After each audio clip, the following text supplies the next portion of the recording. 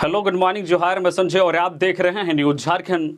समय हो चला है झारखंड की खबरों को जानने का, तो चलिए जानते हैं आज की झारखंड की 25 मुख्य बड़ी खबरों को। रांची के हुंड्रू फॉल में बहा बिहार का युवक, देर शाम तक सुराग नहीं, 5 दोस्तों ने थाने में किया सरेंडर।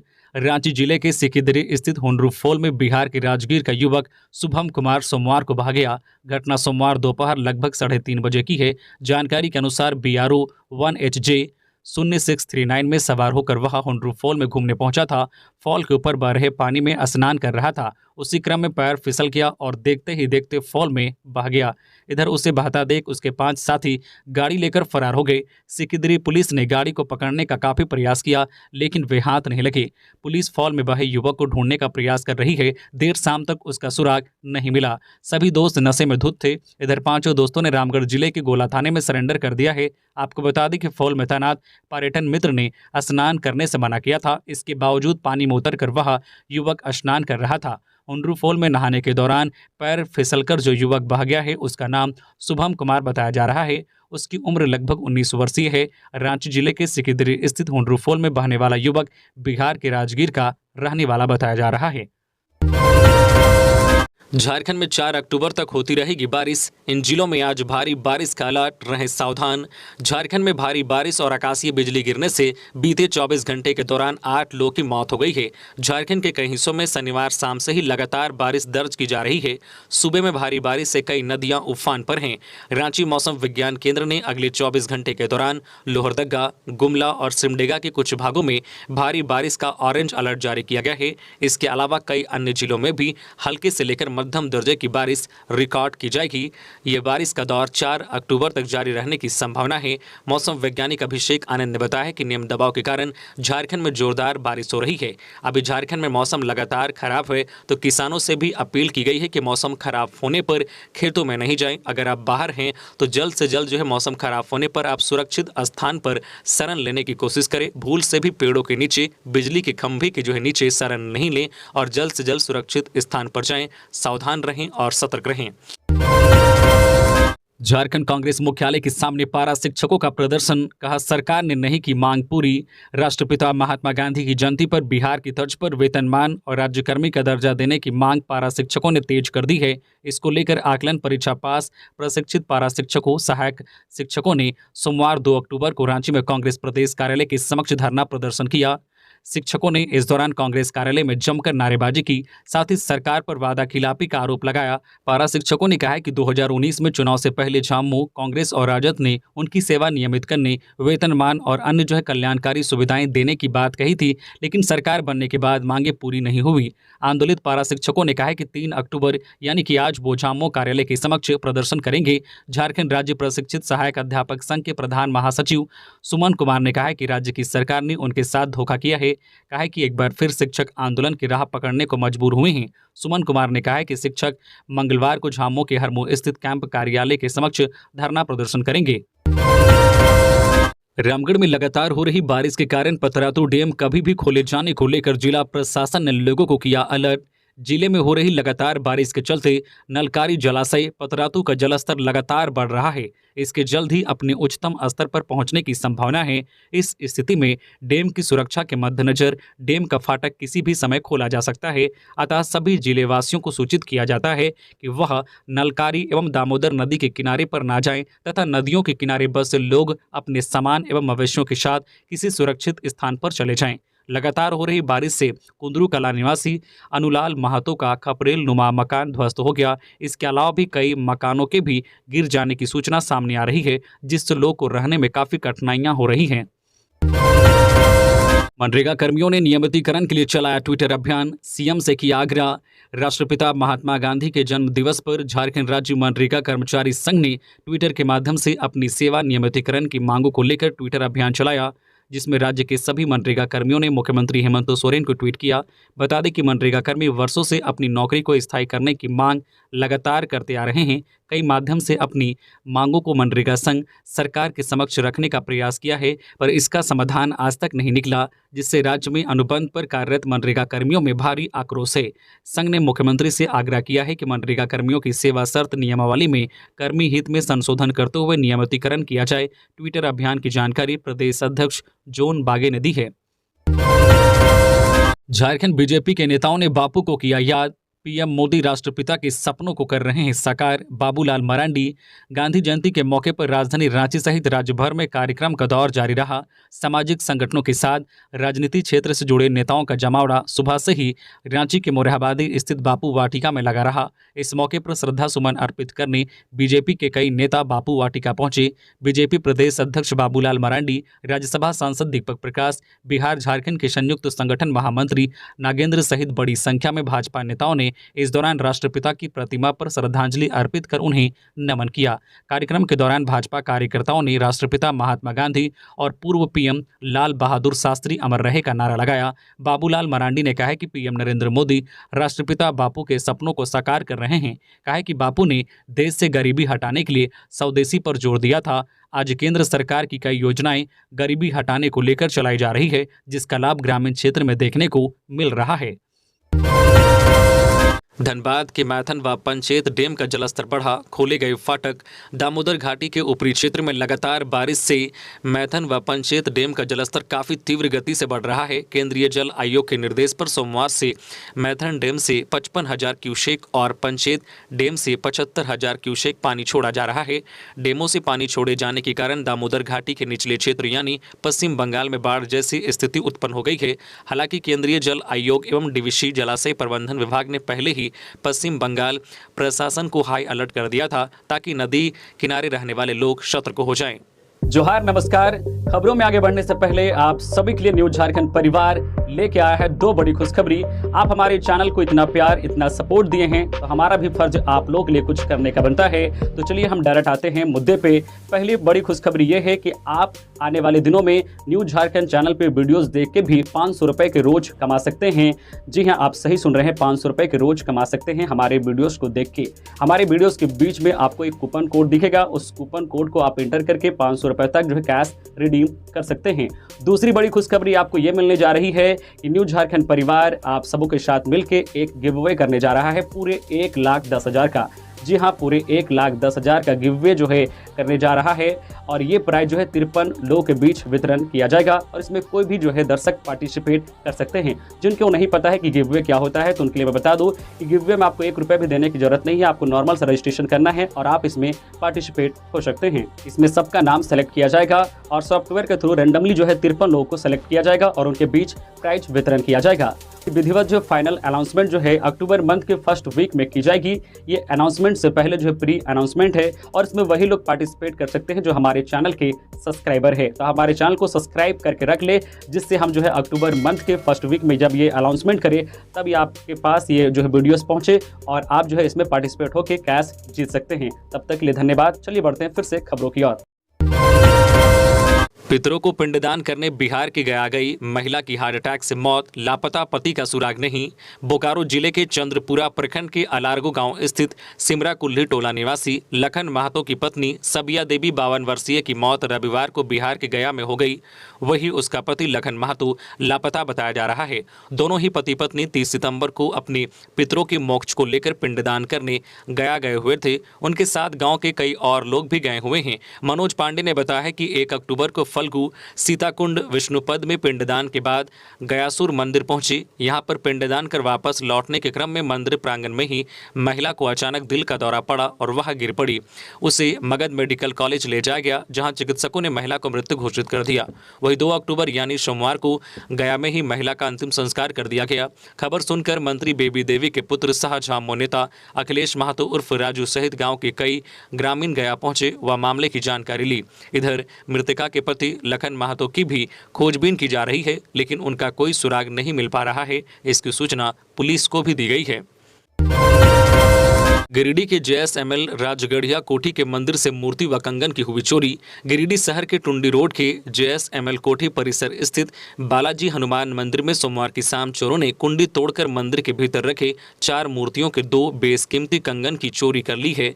दिन के उजाले में चोरी की घटना को अंजाम दिए जाने से टुंडी रोड के स्थानीय कारोबारियों में दहशत है, क्योंकि टुंडी रोड के कोठी के परिसर में चोरी की घटना हुई है। वो रोड काफी व्यस्तम इलाकों में से एक है। इस घटना की जानकारी मिलने के बाद नगर थाना की पुलिस भी घटनास्थल पर पहुंचकर जांच में जुट गई। एक साथ 2 थाना नगर और मुफस्सिल थाना प्रभारी भी घटनास्थल पर पहुंचकर जांच में जुट गई है, तो एसपी के निर्देश पर टेक्निकल टीम भी मामले की जांच में जुट गई है। चोरी की घटना शाम के करीब 5 बजे की बताई जा रही है, जबकि सुबह 10 बजे जब मंदिर के पुजारी कारू शर्मा पूजा जो अर्चना करने आए तो उस वक्त मंदिर में सब कुछ ठीक था और दोपहर 12 बजे चले गए। वही शाम 5 बजे जब मंदिर के पुजारी दोबारा मंदिर आए तो देखा कि मंदिर का कुंडी टूटा हुआ है और ताला लटका हुआ है, जबकि मंदिर के भीतर हनुमान जी के पांव से 2 बेशकीमती कंगन के साथ भगवान कृष्ण के 4 नन्हे स्वरूप की बेशकीमती प्रतिमा गायब है। इधर JSML कोठी के मालिक और मायका कारोबारी जो है अरुण राजगढ़िया ने बताया है कि कोठी का यह मंदिर करीब 100 साल पुराना है। ऐसे में मूर्ति और जिस कंगन की चोरी हुई है उसकी कीमत बता पाना मुश्किल है। वैसे चोरी की गई मूर्ति और कंगन की कीमत 10 लाख के करीब होने का अनुमान है, लेकिन दावा नहीं किया जा सकता है। अवैध खनन मामला 4 अक्टूबर को भी ईडी के सामने पेश नहीं होंगे मुख्यमंत्री हेमंत सोरेन। अवैध खनन घोटाला मामले में मुख्यमंत्री हेमंत सोरेन को 5वीं बार ईडी का समन आया है। 5वें समन के मुताबिक हेमंत सोरेन को ईडी के समक्ष 4 अक्टूबर को पूछताछ के लिए हाजिर होना है, लेकिन इसी बीच खबर आ रही है कि मुख्यमंत्री हेमंत सोरेन इसी दिन यानी कि 4 अक्टूबर को पलामू में एक बड़े कार्यक्रम में हिस्सा लेंगे। अगर वे पलामू के कार्यक्रम में हिस्सा लेते हैं तो देखना होगा कि मुख्यमंत्री हेमंत सोरेन 5वें समन पर यानी 4 अक्टूबर को भी ईडी के सम्मुख पेश होते हैं या नहीं, क्योंकि इससे पहले के समन पर वे ईडी के समक्ष पेश नहीं हुए हैं। ईडी के समन को उन्होंने चैलेंज करते हुए सुप्रीम कोर्ट में याचिका दाखिल की थी। फिर सुप्रीम कोर्ट के ही निर्देश पर वे वापस झारखंड हाई कोर्ट की शरण में हैं।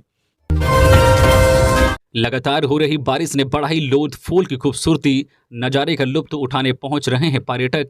पिछले कुछ दिनों से हो रही बारिश की वजह से भले ही जनजीवन अस्त व्यस्त हो गया है, परंतु बारिश के कारण लातेहार जिले का प्रसिद्ध लोध फूल का नज़ारा विहंगम हो गया है।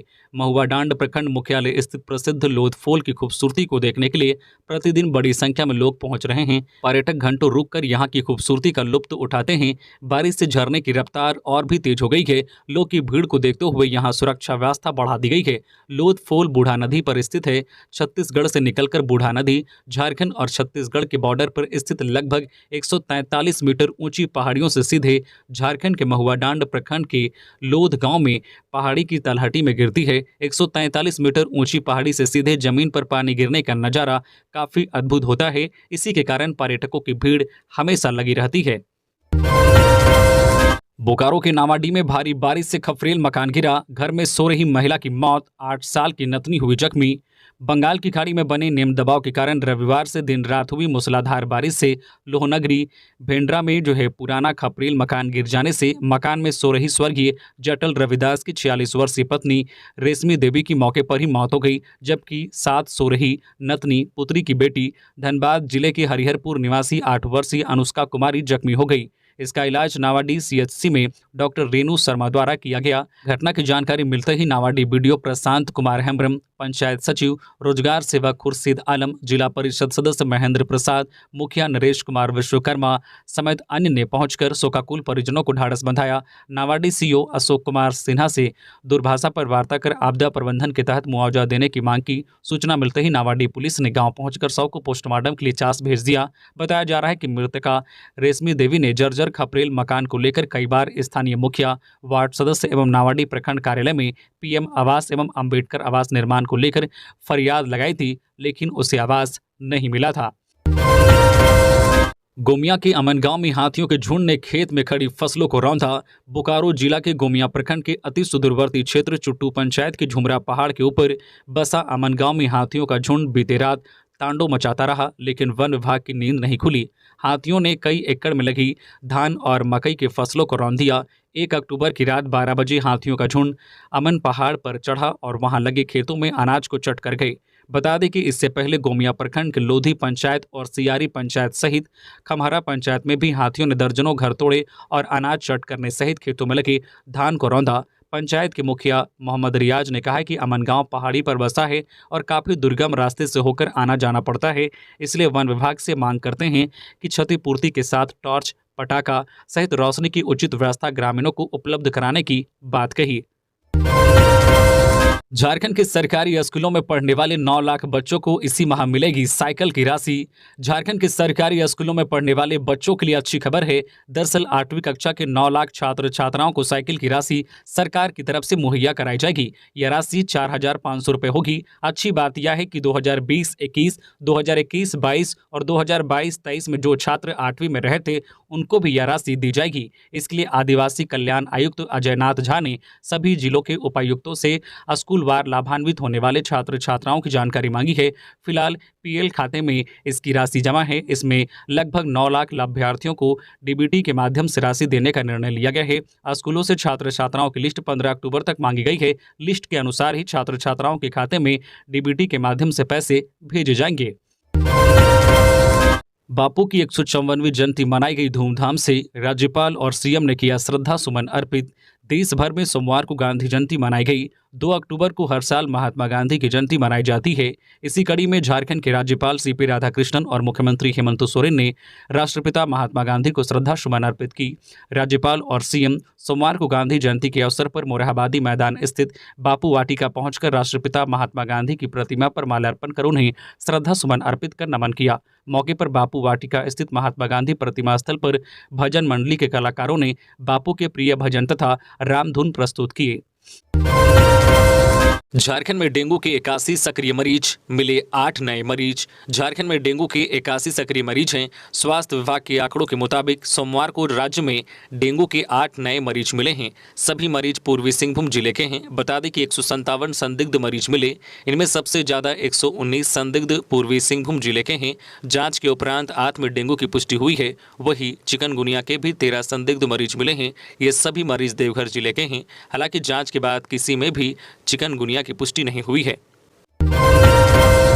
मुख्यमंत्री हेमंत सोरेन ने रांची के मोरहाबादी स्थित जयपाल सिंह मुंडा एस्ट्रोटर्फ स्टेडियम का किया निरीक्षण। मुख्यमंत्री हेमंत सोरेन ने सोमवार को मोरहाबादी स्थित मरांगोम के जयपाल सिंह मुंडा एस्ट्रोटर्फ स्टेडियम का निरीक्षण किया। आगामी एशियन महिला हॉकी चैंपियनशिप को लेकर मुख्यमंत्री ने अधिकारियों को स्टेडियम की व्यवस्था से जुड़ी कई अहम दिशा निर्देश दिए। मुख्यमंत्री ने कहा कि मरांगोम के जयपाल सिंह मुंडा एस्ट्रोटर्फ स्टेडियम में खिलाड़ियों और दर्शकों के लिए अंतर्राष्ट्रीय स्तर की सुविधाएं प्रदान करना राज्य सरकार की प्राथमिकता है। यह स्टेडियम राज्य का इंटरनेशनल एस्ट्रोटर्फ हॉकी स्टेडियम है। इस स्टेडियम की व्यवस्थाएं उच्च स्तरीय होनी चाहिए। मौके पर मुख्यमंत्री ने स्टेडियम में बिछाई गई आधुनिक ब्लू टर्फ का निरीक्षण किया। मुख्यमंत्री के समक्ष अधिकारियों ने कहा है कि स्टेडियम में अभी रिनोवेशन का कार्य प्रगति पर है। मुख्यमंत्री ने स्टेडियम का अवलोकन करते हुए जो है दर्शक दीर्घा में लगी कुर्सियों की साफ सफाई तथा पेंटिंग, स्टेडियम परिसर का रंग रोगन, मैदान के अंदर एवं बाहर लगे LED स्क्रीन को दुरुस्त करने, स्टेडियम में चिन्हित जगहों पर स्पोर्ट्स पर्सन का फोटो लगाने, स्कोर डिस्प्ले स्क्रीन को बड़ा करने सहित कई अन्य आधुनिक सुविधाओं से संबंधित दिशा निर्देश अधिकारियों को दिए। ज्ञात हो कि रांची की मेजबानी में एशियन महिला हॉकी चैंपियनशिप का आयोजन 27 अक्टूबर से 5 नवंबर तक होना है। इस चैंपियनशिप में भारत के अलावा जापान, दक्षिण कोरिया, चीन, मलेशिया और थाईलैंड की टीम भाग लेगी। आजसू पार्टी केंद्रीय समिति की बैठक 8 अक्टूबर को नई केंद्रीय पदाधिकारियों की होगी घोषणा। पार्टी की केंद्रीय अध्यक्ष सुदेश कुमार महतो ने 3 दिवसीय केंद्रीय महाधिवेशन के सफल आयोजन के लिए सभी को बधाई दी। उन्होंने कहा है कि महाधिवेशन को राज्यव्यापी बनाने के लिए, राज्य के आम राय को एक राय में पिरोने के लिए, झारखंड की जटिल समस्याओं को सुलझाने के लिए देश विदेश के विशेषज्ञों द्वारा दिए गए सुझाव महाधिवेशन को ऐतिहासिक और सफल बनाने के लिए उनके प्रति आभार व्यक्त करते हैं। केंद्रीय महाधिवेशन में पुनः पार्टी की केंद्रीय अध्यक्ष बनने के बाद सुदेश कुमार महतो ने आगामी 8 अक्टूबर को रांची के हरमो स्थित केंद्रीय कार्यालय में केंद्रीय समिति की बैठक आहूत की है। बैठक में नए केंद्रीय पदाधिकारियों की घोषणा की आधिकारिक रूप से घोषणा की जाएगी। बैठक में शामिल होने के लिए सभी केंद्रीय समिति के सदस्यों को बुलाया गया है। इस बैठक में पार्टी के भावी कार्यक्रम की भी घोषणा की जाएगी। साथ ही साथ महाधिवेशन के लिए जो है लिए गए निर्णयों के अनुसार किए गए घोषणाओं को धरातल पर उतारने के लिए रूपरेखा तय की जाएगी। जेएमएम का 4 से 10 अक्टूबर तक चलेगा सदस्यता विशेष अभियान। पार्टी पर्यवेक्षकों को मिली ये बड़ी टास्क। गोड्डा जिले में 2 लाख सदस्य बनाने के लक्ष्य को हासिल करने के लिए झामुमो की ओर से आगामी 4 अक्टूबर से विशेष अभियान चलाया जाएगा।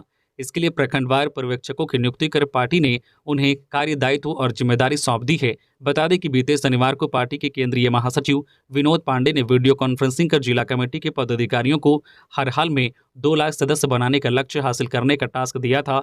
यही नहीं, पार्टी ने सरकार की योजना सिधो कान्हू खेल क्लब से प्रत्येक गांव के 25 युवाओं को जोड़ने का भी ऐलान किया है। इस दिशा में जिला कमेटी की ओर से सदस्यता अभियान चलाने के लिए सोमवार को बैठक कर प्रखंडवार पर्यवेक्षकों की नियुक्ति की गई।